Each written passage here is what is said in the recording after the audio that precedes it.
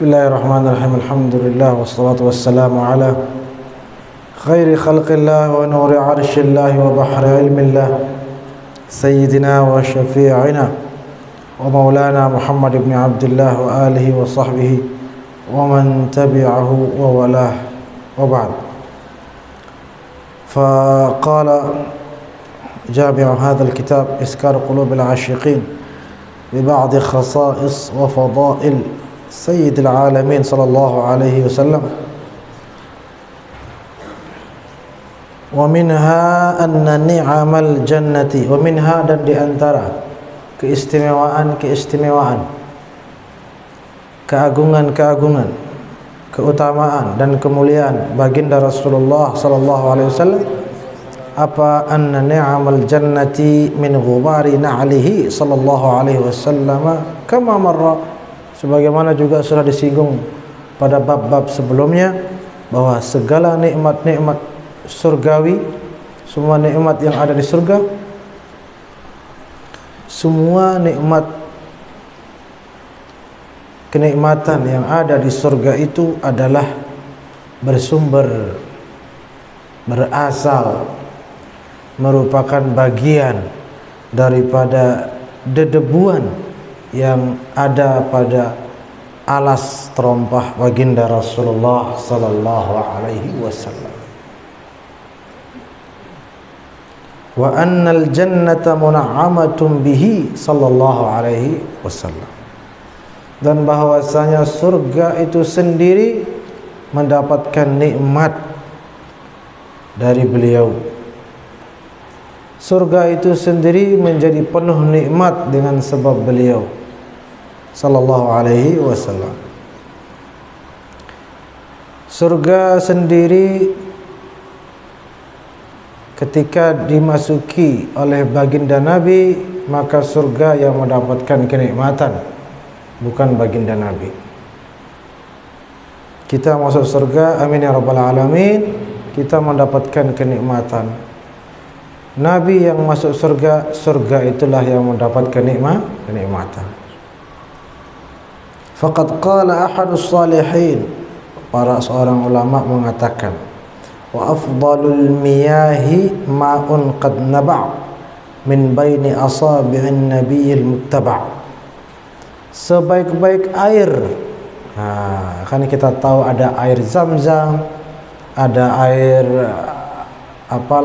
air telaga Kausar, dan air-air lainnya, air hujan. Mana yang paling mulia?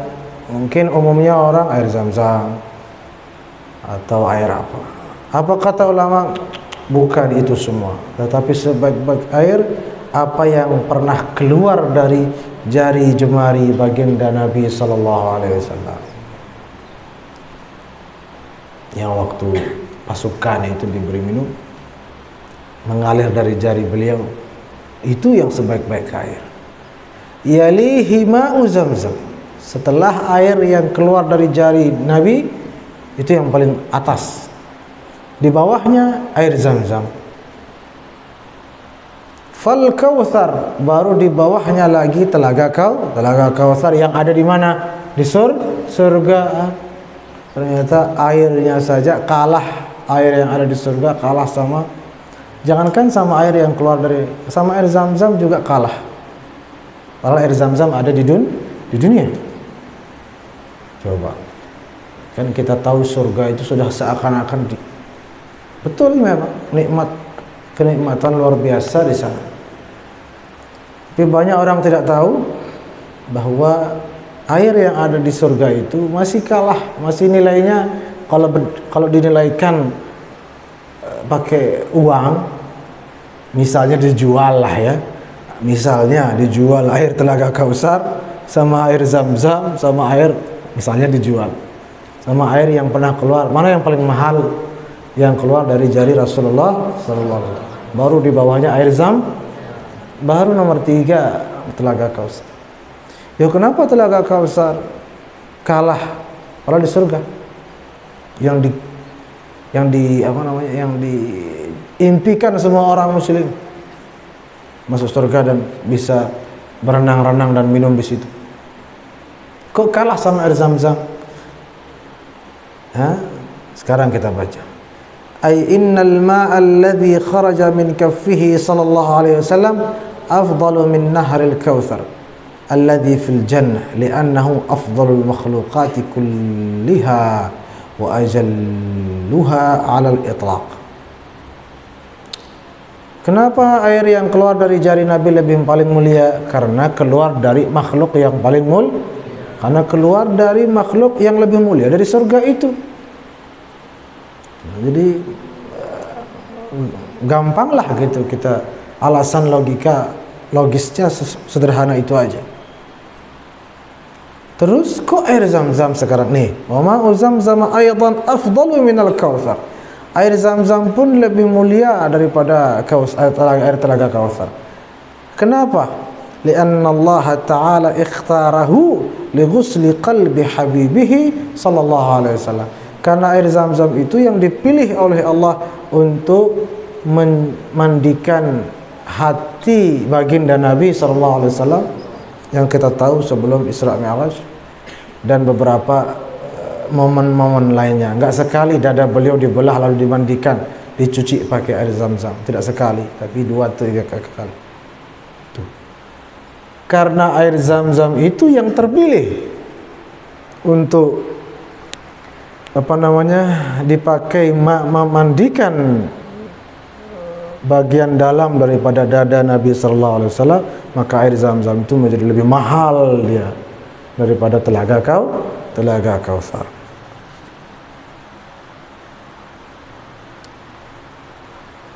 Muncul pertanyaan misalnya sekarang, kok kenapa Nabi dicuci? Berarti dada Nabi kotor? Tidak. Protokol saja. Protokol Isra Mi'raj. Kalau kita masuk ke aula yang di situ ada acara dihadiri presiden atau apa, ada protokolnya. Pakai masker, ya. Tidak boleh pakai sandal jepit, harus pakai sepatu lah. Misalnya, boleh bawa barang, protokol. Sudah prosedurnya begitu supaya bisa masuk. Ini nggak boleh. Ada beberapa tempat kalau masuk nggak boleh bawa makanan misalnya kan, protokolnya begitu. Masuk water park nggak boleh bawa makanan, nggak boleh bawa apa. Masuk mana nggak boleh bawa anak-anak. Ya, misalnya masuk bioskop atau apa, anak bawah sekian tahun nggak boleh masuk. Terus harus pakai ini, pakai itu. Kemarin waktu waktu jemput Al Habib Hamid di bandara, itu kan saya diperbolehkan menjemput beliau di pesawat langsung. Naik ke pesawat dan menjemput putranya Habib Umar. Itu protokolnya apa? Pakai rompi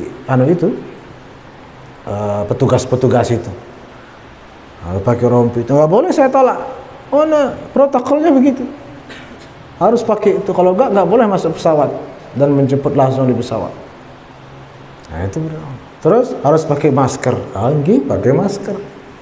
Beliau mau Isra Mi'raj, ada protokolnya juga. Itulah protokolnya. Belah dadanya disiram pakai air zam. Protokol saja. Bukan berarti saya kalau pakai masker apakah berarti saya penyakitan waktu itu? Tidak. Sehat walafiat. Yang dijemput juga sehat walafiat. Protokolnya saja. Selain daripada itu, yang dicuci itu bukan dada beliau, tetapi itu simbol saja. Simbol bahwa beliau ini adalah rahmat bagi semesta alam. Semua alam, semesta beserta isinya. Allah berkehendak sebagian makhluk tidak mendapatkan bagian dari rahmat beliau itu. Semua ada di dada beliau, semua isi alam semesta ini berhak mendapatkan rahmat beliau. Allah berkehendak ada yang tidak boleh. Siapa itu? Iblis dan keturunannya. Tidak boleh dapat. Terus bagaimana? Nah, peresmiannya ya, apa istilahnya? Seremonialnya secara simbolis sebagai penetapan bahwa iblis tidak boleh mendapatkan bagian daripada rahmat Allah, daripada rahmat Allah, yaitu Rasulullah sallallahu alaihi wasallam, dibelah dadanya. Sirami air Zam-Zam itu simbolnya mengeluarkan bagiannya iblis daripada rahmatnya Rasulullah sallallahu alaihi wasallam. Begitu prosesnya. Itu hal-hal seperti ini banyak tidak tahu, dikira bersihkan karena Nabi, terus Nabi kotor gitu dibersihkan, tidak mungkin. Apalagi dibersihkan pakai air Zam-Zam, yang mana air Zam-Zam ini sendiri lebih rendah nilainya daripada air yang keluar dari jari Rasulullah sallallahu alaihi wasallam.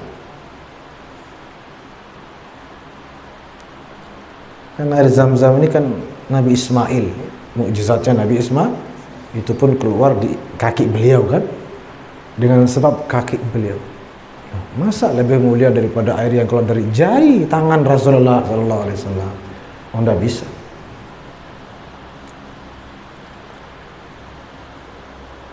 Unzur Adz-Dzakhair Al-Muhammadiyah. Ini sumbernya, salah satu referensi kitab Adz-Dzakhair Al-Muhammadiyah karangan Abu Yazid Muhammad Alawi Al-Maliki radhiyallahu anhu. Wa fi Jawahiril Bihar lin-Nabhani, dalam kitab Jawahirul Bihar fi Fadailin Nabiil Mukhtar karangan Imam Yusuf An-Nabhani, dikatakan atau beliau berkata, anna Allah Ta'ala kataba ismahu syarifa ala al-arsy wa ala kulli sama'in wa ala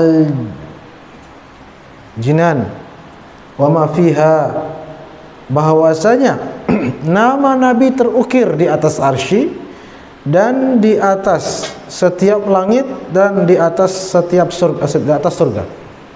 Wa ma fiha, dan semua yang ada di surga terukir nama Nabi. Pohon-pohonnya, dinding-dindingnya, rumah istana-istananya, sekatnya, semua itu, mungkin juga daun-daun pohonnya, batu-batuannya, semua yang ada di surga ada padanya terukir nama Sayyidina Muhammad sallallahu alaihi wasallam. Dan itulah yang menjadi sumber nikmat yang ada di surga. Hanya ukiran nama itu saja, luar biasa. Wa yaqulu Syekh Ali Al-Habsyi fi jannatin ma syaqani min wasfiha illa likaunil hibbi fiha khayyama darin hawat ni'amal ilahi jami'aha mudhalla fiha khairu abdin qad sama. Apa lagunya ini? Sallu ala, itu ya, nurin nabi ladzi araja sama. Tahu itu? Terus apa lanjutannya? Enggak tahu kalian? Ya fauza ma shalla alaihi wa sallama sallu ala nuril ladzi araja sama. Terus ya fauza man shalla alaihi wasallam. Ini dia daripada qasidah itu, ini dia. Apa katanya? Fi jannatin ma syaqani min wasfiha. Sesungguhnya surga itu mana pernah saya rindukan. Coba. Ulama ini yang bicara. Illa likaunil hibbi fiha khayyama, kecuali saya pastikan ada Nabi di dalam. Kalau nggak ada Nabi di dalam, ngapain saya ke surga, katanya. Subhanallah. Tidak ada yang membuat saya rindu kepada surga kecuali ada baginda tercinta ada di dalamnya, sallallahu alaihi wasallam. Kenapa demikian? Darin hawat ni'amal ilahi jami'aha. Yang namanya surga itu memang penuh dengan nikmat, bahkan semua nikmat Allah ada di dalamnya. Tetapi ketahuilah mudhalla fiha khairu 'abdin qad sama. Sejak kapan surga itu menjadi penuh nikmat? Sejak diinjak oleh kaki baginda Rasulullah sallallahu alaihi wasallam. Masya Allah, tabarakallah ya.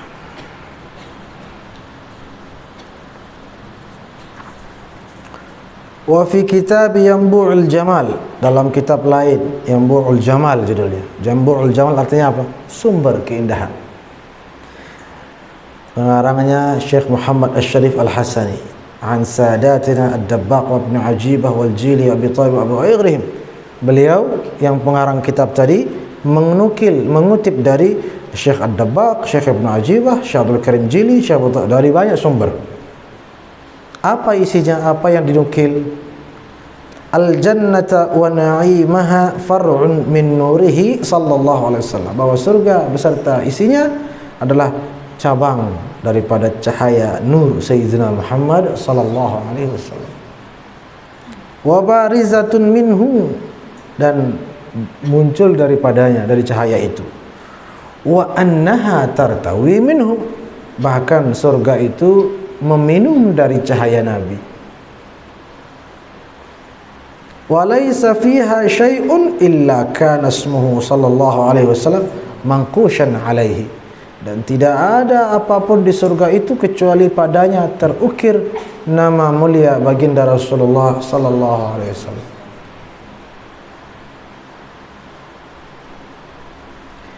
Wa yaqulu ad-Dabbaq, beliau berkata, Syekh Abdul Aziz Ad-Dabbaq namanya, Al-Hasani Al-Idrisi, dari Maroko, Al-Maghribi, Al-Fasi, anna ni'mata ru'yatihi sallallahu alaihi wasallam aladzu min ni'amil jannah. Allahumma salli ala sayyidina. Beliau mengatakan memandang Nabi itu lebih nikmat daripada masuk surga.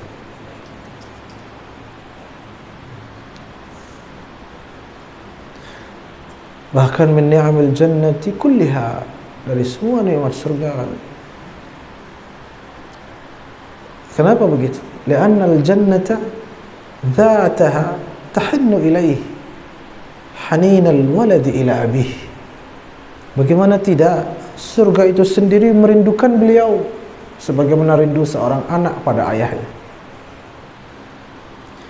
Wa idza sami'at bi dzikrihi, surga kalau mendengar nama Nabi inta'ashat wa tarat ilaihi, surga itu langsung bergoncang, cigahlah kita bilang kalau bahasa kita, dan terbang, lompat menuju beliau. Li'annaha tusqa minhu sallallahu alaihi wasallam, karena memang surga ini haus akan cahaya Rasulullah sallallahu alaihi wasallam. Thumma qala, beliau kemudian berkata, bi anna al malaikata alladhina fi atrafil jannati wa abwabiha yashtaghiluna bi dzikrihi sallallahu alaihi wasallam was salati alaihi. Semua malaikat yang ada di sudut-sudut surga, satpamnya kita bilang, penjaganya, semua malaikat itu sibuk menyebut nama Nabi dan berselawat kepada beliau sallallahu alaihi wasallam. Fatahinnul jannatu ila dzalika wa tadhhabu nahwahum wa hum fi jami'i nawahiha. Karena malaikat ini menyebut nama Nabi, surga ini pun mencari-cari Nabi. Malaikat menyebut di sana, Sayyidina Muhammad, katanya, pergi surga ke sana. Ternyata Nabi malaikat menyebut juga di sana. Maka terjadilah perluasan, pelebaran, semakin luas dia. Semakin luas surga itu dengan sebab malaikat menyebut-nyebut, yang ada di sudut-sudut itu menyebut-nyebut nama baginda Rasulullah sallallahu alaihi wasallam. Fatattasi'u min jami'il jihad, maka dia menjadi luas dari segala sisi, dari segala sudut, luas. Walaula iradatullahi, kalau saja tidak dijaga dan ditahan oleh Allah, wa man'ihi, kalau tidak dicegah oleh Allah surga itu, la kharajat ila dunya fi hayatihi, maka surga itu akan ada di dunia waktu masa hayat Nabi Rasulullah sallallahu alaihi wasallam. Datang dia ke bumi. Surga itu beserta isinya. Saking rindunya sama Rasulullah sallallahu alaihi wasallam. Tuh biar kalian tahu, jangan dikira Nabi itu masuk surga ya, Masya Allah beruntung Nabi masuk surga. Kok beruntung? Beruntung dari mana? Surga yang beruntung. Tuh, wa tadhhabu ma'ahu haitsu dhahab. Dan surga akan ngiring beliau kemana saja beliau pergi. Kalau Allah tidak tahan surga itu, diam kamu di alam, jangan ke dunia dulu. Nanti kacau balau nanti di sana. Watabitu ma'ahu. Watabitu itu ba di situ ya. Salah itu. Ta itu. Ya. Ba di situ. Tak di situ. Oh, sayang. Watabitu ma'ahu haitsu bata, dan akan menginap di mana Nabi menginap. Surga akan ngiring beliau kalau tidak ditahan oleh Allah Subhanahu wa taala. Illa anna Allah taala mana'aha, tapi Allah sudah menahannya, melarangnya, mencegahnya minal khuruji ilaihi liyahsul al-iman bihi ala tariqil ghaib. Kenapa Nabi Allah tahan? Supaya ada jalan orang beriman kepada gaib. Kan surga ini gaib. Kita beriman tentang adanya surga. Kalau ada surga kita lihat, ya dong, enggak jadi gaib dia.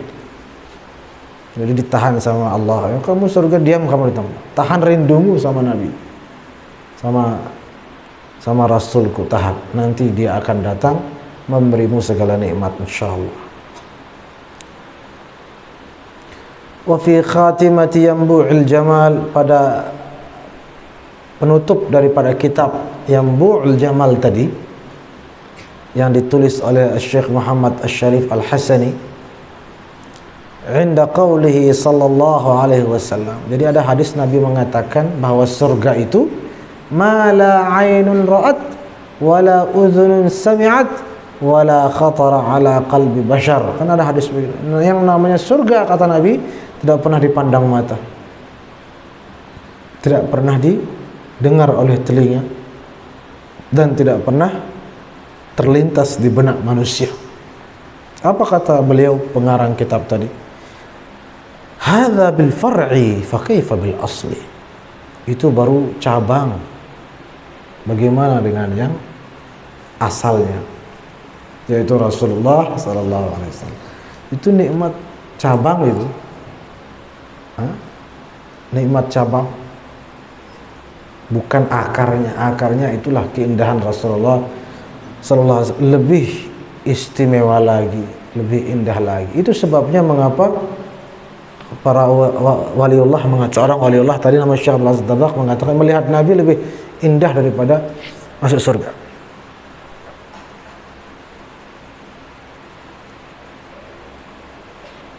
Bahkan melihat Nabi, beliau pernah disuruh, kata beliau, tidak saya tulis di sini, banyak sebenarnya, kalau bisa dikutipkan bisa tebal semua, bisa tebal kitabnya.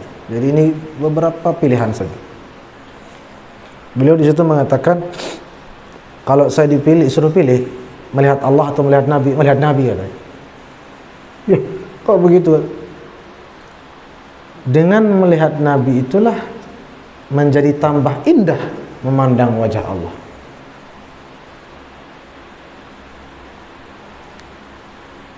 Dengan memandang wajah Nabi,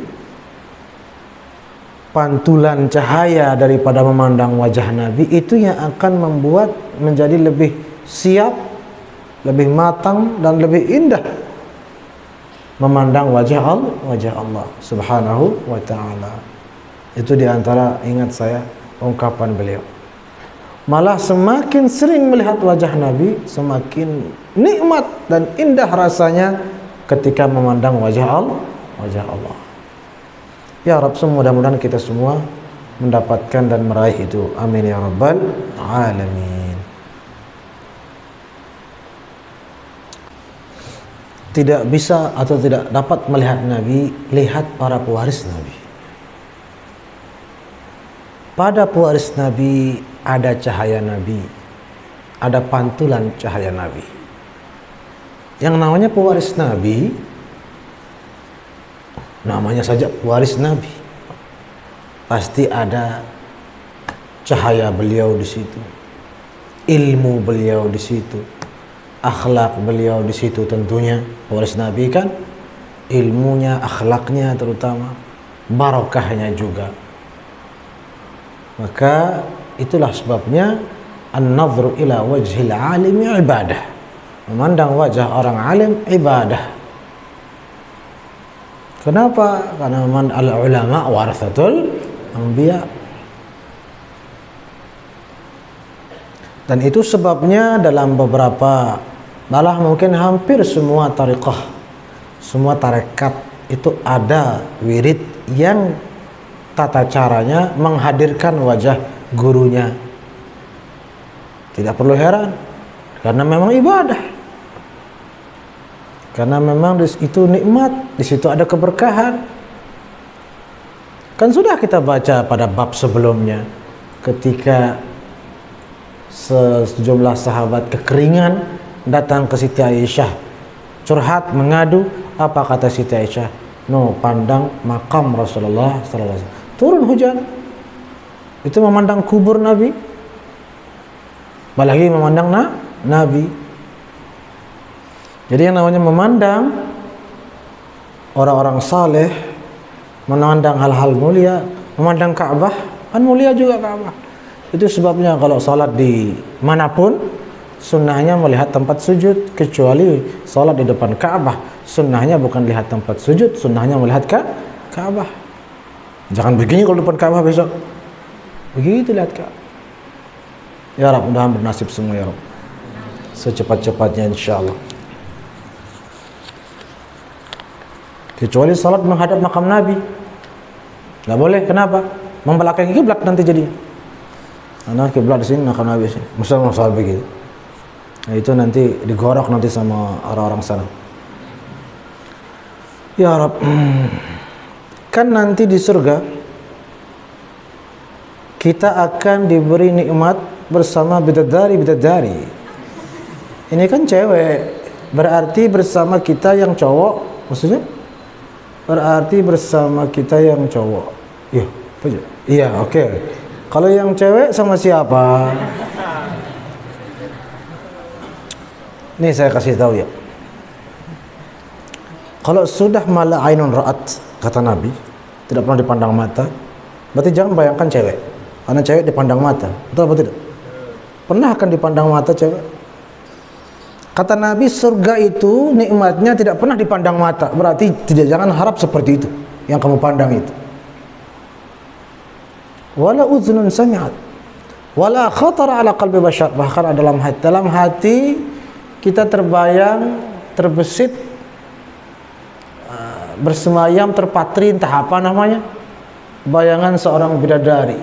Apa kata Nabi? La khatara ala qalbi bashar. Tidak yang itu. Makanya kata ulama, hanya kesamaan nama, tapi kalau kita masuk nanti jauh berbeda. Namanya saja yang sama. Jangan kira anggur di surga sama kayak anggur di dunia.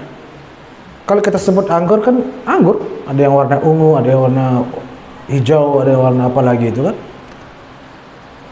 macam-macam warnanya. Nanti kita masuk surga, kita cari anggur lain sekali rupanya.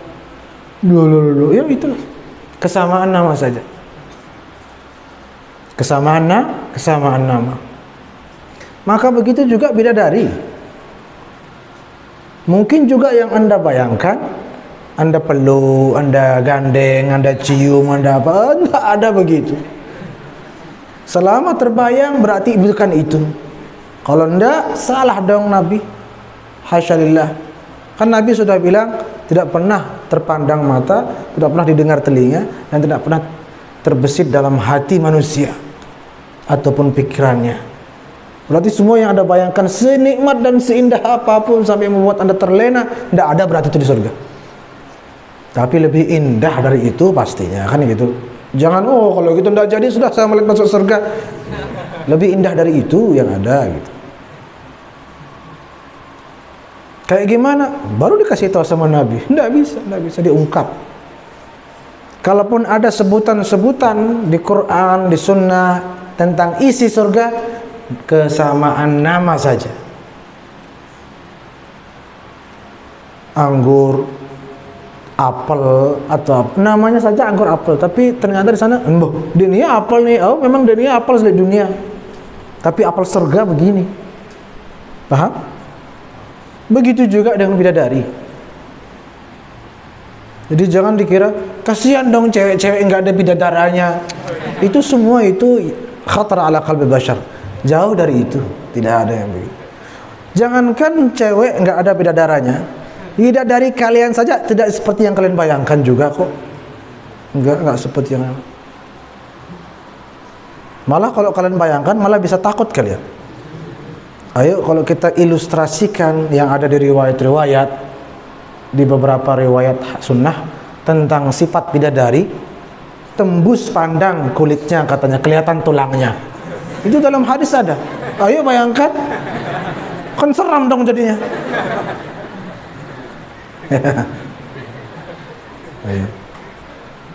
Saking beningnya sampai kelihatan tulangnya. Oh, seram dong jadinya. Itu pun yang Anda bayangkan seperti itu salah juga, tidak begitu dia. Karena memang tidak bisa diungkap. Itu sudah kata, itulah saking indahnya surga itu. Waduh, kok jadi banyak kertas di depan saya tiba-tiba?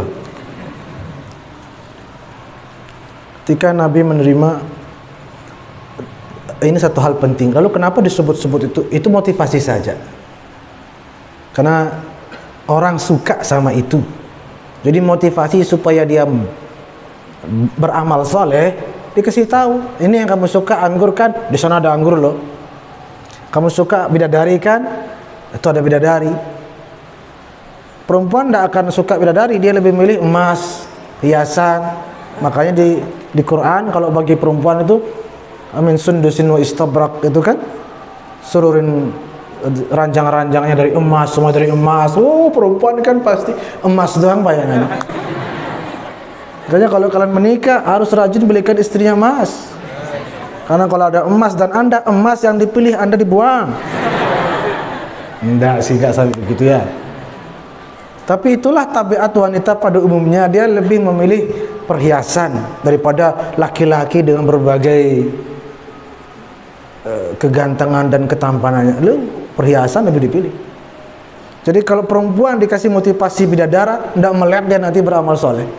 Tapi emas dikasih tahu, ada emas, ada fiddah, ada perak, ada semua perhiasan. Oh, ada semua perhiasan di surga. Allahu Akbar, rajin salat. Ya. Itu hanya bahasa-bahasa motivasi. Ternyata sampai surga prank. Ya, tidak seperti yang dibayangkan, tetapi lebih indah, jutaan kali lipat daripada itu.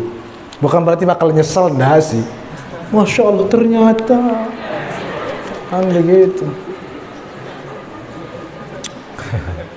Ketika Nabi menerima wahyu pertama yang disampaikan malaikat Jibril, Nabi Muhammad sallallahu alaihi wasallam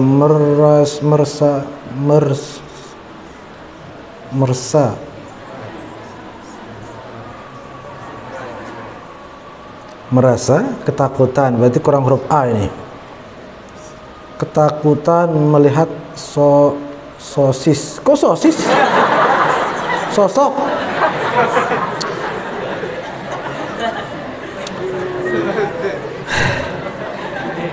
Kalian nih kurang hajar kalian.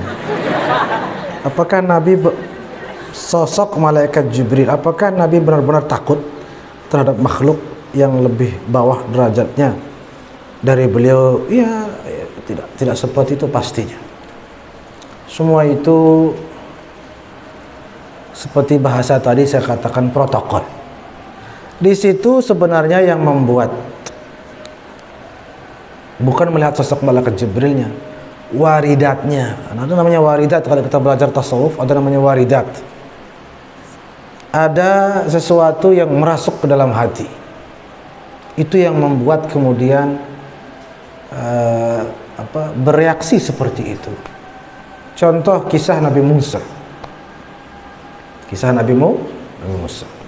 Ketika meminta memandang Allah, Rabbi arini anzur ilaik. Dan begitu dikisahkan dalam Al-Quran. Ternyata disuruh adhab ilal jabal. Pergilah kamu ke gunung. Pergilah dia ke gunung. Falamma tajalla rabbuhu lil jabal. Ketika Tuhannya menjelmakan dirinya pada gunung, kharra Musa sa'iqa. Nabi Musa terjatuh palang lah gitu kan, begitu. Ayo. Di situ tajalla rabbuhu lil jabal. Kalau kita artikan secara tekstual, secara menurut terjemah depak, itu kan Tuhan menjelmakan diri pada gunung, bukan pada Nabi Musa. Tapi Nabi Musa yang jatuh. Gunungnya masih kokoh sampai sekarang. Bukit Sinai kan sampai sekarang ada di Mesir. Banyak orang mendaki ke sana. Mahasiswa-mahasiswa itu. Di situ apa yang membuat Nabi Musa pingsan? Melihat Tuhannya kan tidak. Di situ kan tidak melihat. Jadi hanya tajalliyat. Itulah namanya tajalliyat. Tajalliyat ini saya pun sampai sekarang tidak tahu bahasa yang tepat menerjemahkan dalam bahasa Indonesia. Pancaran cahaya mungkin. Itu pun sifatnya astral ya, tidak terlihat, bukan kayak senter gitu, enggak juga. Serba gaib lah. Itu yang terpancar ke dalam nurani, sehingga ada perasaan-perasaan yang membuat terjatuh dan lain sebagainya. Tidak bisa dibahasakan. Itu semua waridat, itu semua pengalaman spiritual. Maka Rasulullah SAW pun demikian. Lagi pula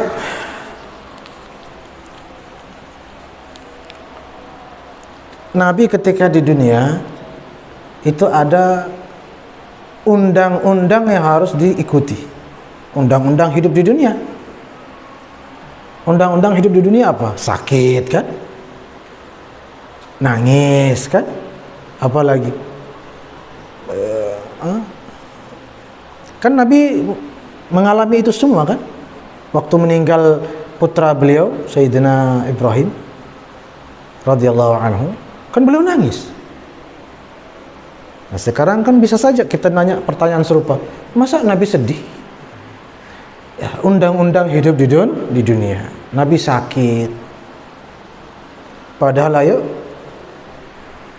betapa banyak kita dengar riwayat sahabat yang matanya keluar, betul apa tidak? Hanya pakai air liur, Nabi masuk normal, betul apa tidak? Masa sekedar demam, sekedar apa, Nabi tidak bisa tangani? Kalau Nabi mau, tidak akan sakit selama-selamanya. Tapi itulah protokol hidup di dunia. Undang-undangnya begitu. Dan Nabi menikmati itu. Dan ingin memberikan jalan keteladanan kepada umat beliau. Wahai umatku, kalian akan sakit. Bingung siapa yang kalian teladani? Kalau ketika kalian sakit, nih lihat saya akan sakit besok, siap-siap. Itulah kalau diilustrasikan. Sehingga Nabi sakit kenapa? Supaya orang umat beliau kalau kesakitan ada yang diteladani, beliau diteladani. Nabi menikah satu. Kalau kita mau menikah satu istri, Nabi kita jadikan teladan. Waktu sama Siti Khadijah. Kalau kita poligami, Nabi juga kita jadikan teladan. Harus kita teladani dalam berpoligami. Beliau menikah sama Siti Aisyah, sama istri-istri yang lain kan. Kalian nanti menikah sama perempuan yang jauh lebih tua. Terus mengalami itu, siapa yang Anda teladani? Nabi juga, tidak ada jalan lain. Karena Nabi menikah dengan Siti Khadijah. Ada lagi di antara kalian nikah sama jauh lebih muda. Siapa teladannya? Rasulullah sallallahu alaihi wasallam. Beliau nikah sama siapa? Siti Aisyah. Kalian diserang sama istri-istri kalian pada cemburu, Nabi juga kalian contoh nanti. Lihat bagaimana sikap Nabi. Karena Nabi juga pernah mengalami itu. Istri-istri beliau sempat ribut kecil-kecilan lah. Dan bagaimana sikap Nabi menghadapi mereka, supaya kita jadikan teladan. Kalau kita miskin, jadikan Nabi sebagai teladan. Beliau juga hidupnya susah, miskin. Semua apa yang beliau lakukan 100% untuk umat beliau, supaya bisa diteladani oleh umat beliau, oleh kita. Nikahnya beliau, berperangnya beliau, bagaimana menghadapi istri, bagaimana kalau di antara kita anak kita meninggal, nikah sama janda, ya kan, nikah sama gadis, anak kita meninggal, Nabi, semua dialami oleh Nabi. Supaya apa? Tidak ada jalan bagi umat beliau untuk tidak meneladani beliau dalam setiap keadaan. Sallallahu alaihi wasallam. Nah, suatu saat kita mengalami ketakutan, siapa dong kita teladani? Juga Nabi teladani. Nabi juga pernah mengalami ketakutan-ketakutan seperti ini. Apa yang beliau lakukan? Teriak? Atau apa? Kan tidak. Ditimpa musibah, Nabi pukul-pukul pipi dan sobek-sobek baju? Tidak juga.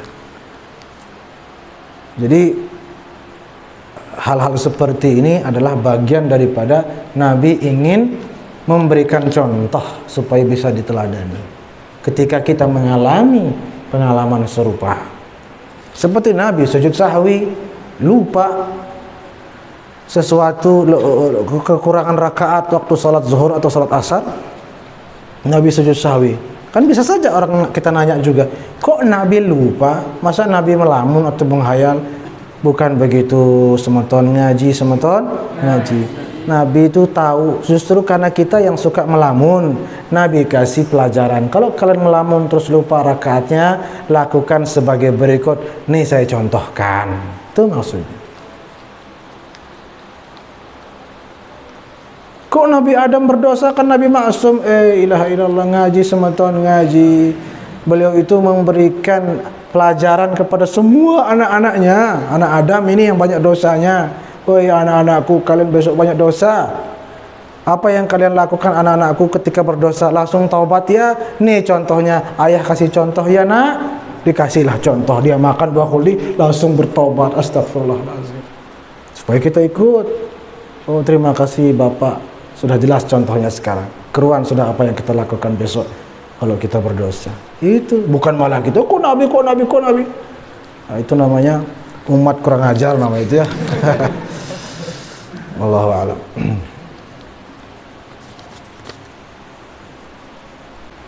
Apakah sudah ada yang masuk surga sebelum kiamat datang? Nggak pernah saya main ke sana, soalnya nanti kapan-kapan saya main ke sana. Nanti kita tanya-tanya sama malaikat siapa? Ridwan ya? Ridwan. Mana Ridwan? Siapa yang udah ke sini? Baru kita tahu. Nggak pernah kita ke sana. Tapi dalam kitab-kitab ada diceritakan di antara karomah-karomah sejumlah para wali jalan-jalannya ke surga. Termasuk Syekh Ibrahim Ad-Dusuqi. Beliau di antara karomahnya pas lagi weekend ya, orang tuanya diajak main-main kemana? Ke surga. Bukan ke epicentrum atau ke Taman Rinjani, ke surga. Sebentar keliling-keliling balik lagi. Jadi ada itu disebutkan dalam kitab-kitab. Kan kita juga masa sejak kecil kita dengar kisahnya Nabi Adam di surga, itu enggak dianggap itu masuk surga. Kan itu Nabi Adam, Siti Hawa kan jauh sebelum kiamat malah itu ya. Kan pertanyaan, ada yang enggak masuk surga sebelum kiamat? Itu Nabi Adam jauh sebelum kiamat sudah masuk surga. Ya, aduh. Kan nanti di surga kita, sudah ini. Allah, ini belum ya? Inna lillahi wa inna ilaihi raji'un. Kenapa di urutan nama-nama Nabi, Nabi Muhammad SAW di urutan paling belakang? Yuk, kok bisa? Di mana itu? Sedangkan Nabi Muhammad SAW sangatlah mulia. Oh, itu kan menurut itu kan? Menurut apa? Menurut masa hidupnya di dunia. Kalau menurut masa hidupnya di dunia, ya jelas Nabi terakhir. Nabi kan Nabi Muhammad juga Nabi terakhir.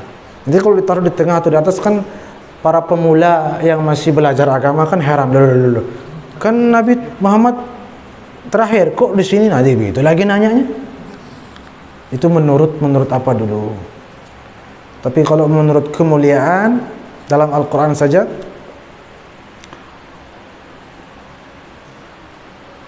wa idz akhadna mitsaqan nabiyyina, apa ayatnya itu? Allahumma shalli ala sayyidina minka wa min Nuh wa Ibrahim wa Musa wa Isa, kan begitu. Nabi yang didahulukan, minka, kami mengambil perjanjian darimu, wa min Nuh wa Ibrahim wa Musa wa Isa, dan juga dari Nabi Nuh, Nabi Muhammad, Nabi Isa, itu didahulukan. Nah, itu kenapa didahulukan? Menurut kemuliaan yang paling atas levelnya itu yang disebut. Terus yang di urutan-urutan, maksudnya mungkin di buku-buku atau di mana, buku sejarah itu kan menurut disesuaikan dengan masa hidupnya di dunia. Tidak apa, maksudnya tidak suul adab lah. Masih bisa tolerir. Yang suul adab itu buku judulnya apa? 100 orang berpengaruh di dunia. Terus di situ banyak nama orang kafir. Terus di situ ada nama Rasulullah sallallahu alaihi wasallam. Di antara 100 orang berpengaruh di dunia. Itu ya baru suul adab itu. Masa Nabi ini satu list, satu daftar dengan manusia-manusia itu? Nah, itu baru suul adab. Tapi ini kan masih dengan para nabi. Ditaruh di akhir berdasarkan masa hayatnya di dunia.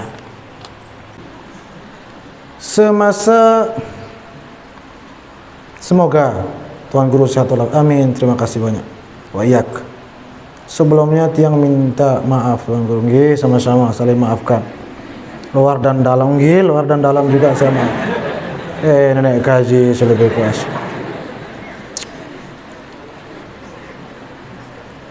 Boleh enggak ijazahkan selawat Nahdlatain? Maksudnya yang bertanya boleh mengijazahkan? Jangan. Kenapa? Tidak perlu. Beliau al-Maghfurullah sudah mengijazahkannya kepada siapapun yang ingin membacanya dengan ikhlas dan penuh cinta. Otomatis itu. Kan begitu. Di mukaddimah hizib, di hizib itu kan ada mukaddimah dari al-Maghfurullah menerangkan bahwa hizib ini sudah beliau ijazahkan kepada semua yang ingin membaca. Asal mau membacanya dengan penuh cinta dan penuh keyakinan, otomatis sudah dapat ijazahnya. Dan di dalam hizib Nahdlatul Watan ada selawat Nahdlatain. Seperti itu yang kita tahu. Sehingga kan selama ini kan tidak pernah kita dengar acara pengijazahan selawat Nahdlatain, kan tidak pernah kita dengar ya. Pengijazahan hizib saja kan kita tidak pernah lihat acaranya, karena memang sudah diijazahkan oleh Al-Maghfurullah Maulana Syekh kepada semua umat Nabi Muhammad SAW yang mau membacanya. Bisa dicek lagi di mukaddimah hizib untuk lebih jelasnya, lebih pastinya. Lalu bagaimana penjelasan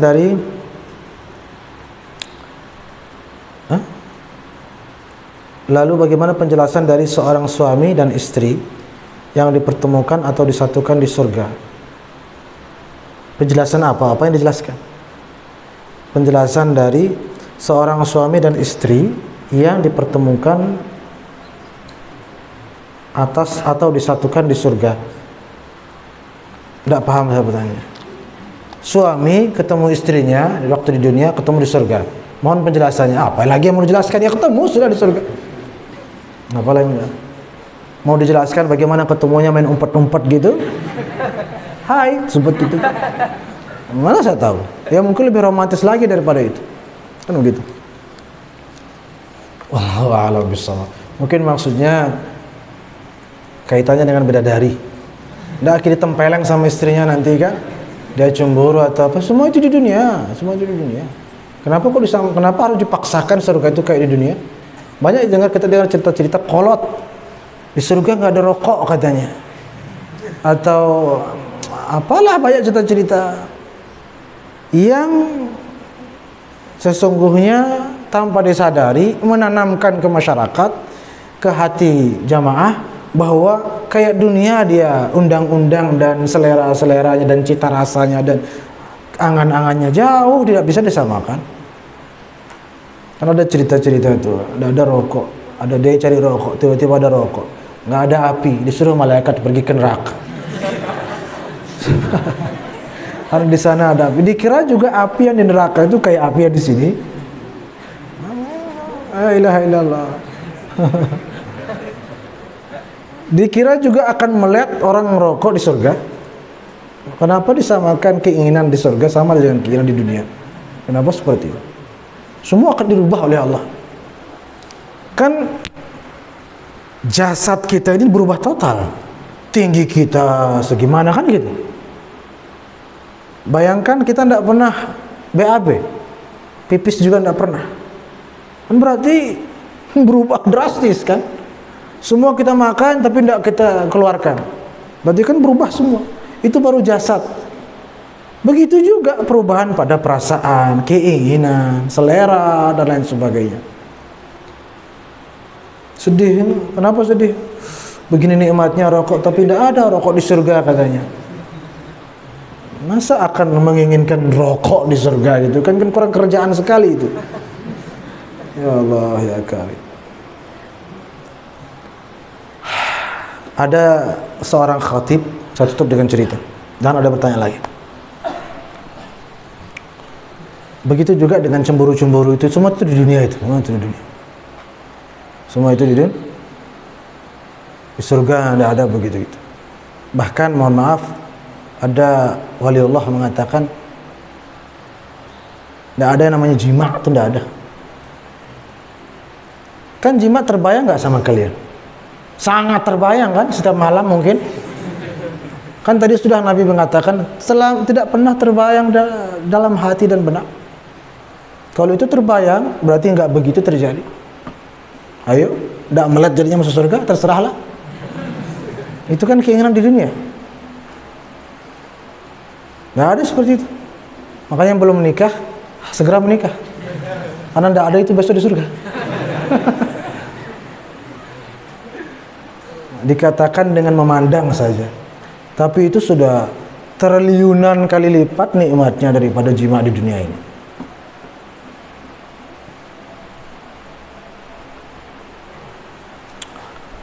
Apa yang ingin saya ceritakan tadi? Ada seorang khatib Jumat menceritakan tentang nikmatnya surga. Seseorang di surga kelak katanya akan memasuki surga. Di sana dia menemukan rumah yang besar sekali. Dia disambut oleh banyak bidadari atau oleh malaikat mungkin. Dipersilahkan masuk. Dia masuk, ternyata lorongnya panjang. Malaikat mengatakan kamu akan bertemu seorang bidadari. Nggak sabaran ya. Mana bidadarinya? Lari dia masuk ke lorong. Ternyata di dalam lorong sudah panjang itu ada pintu lagi. Jamaahnya ini terus. Buka pintu, dia akan masuk melihat ruangan yang luas. Di sana banyak buah-buahan, banyak. Bidadarinya mana? Luas. Di sana akan dipersilahkan duduk, menikmati makanan dulu dan sebagainya. Terus khatib, tidak ada waktu ini.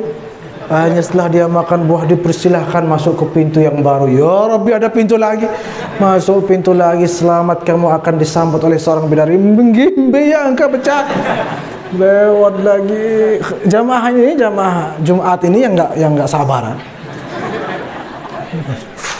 Gimana indahnya, dia sudah membayangkan kan. Ternyata begitu pada ujungnya setelah perjalanan panjang dan ternyata disambut oleh istrinya di dunia katanya. Di sana baru khatibnya kata, mungkin hadis dhaif itu katanya. Coba carikan yang lain, riwayat yang lain katanya. Nauzubillah min zalik katanya. Ternyata tiba-tiba istrinya ternyata yang ditemukan. Setelah perjuangan panjang begitu. Coba carikan riwayat Bu ngomong dia di waktu saking nggak terimanya. Dia lagi. Jangan ampun. Ya Allah ya Karim. Itu terlalu jujur namanya ya. Allah a'lam bishawab. Ya mudah-mudahan kita masuk. Amin ya rabbal alamin. Yang kalian tanyakan dari tadi ini, itu surga paling rendah, buah-buahan, bidadari atau ada apa VIP-nya surga. Itu tadi di apa namanya di pinggir-pinggir trotoar itu. Trotoar surga itu di apa namanya terasnya itu di apa bok namanya bok surga itu bidadari ya, di berugak di luar itu ada VIP. Itu VIP-nya apa nggak ada gitu berkumpul dengan para aulia, para nabi, itu lebih nikmat lagi. Hanya berkumpul itu lebih nikmat daripada dari semua yang kalian melihatin dari tadi.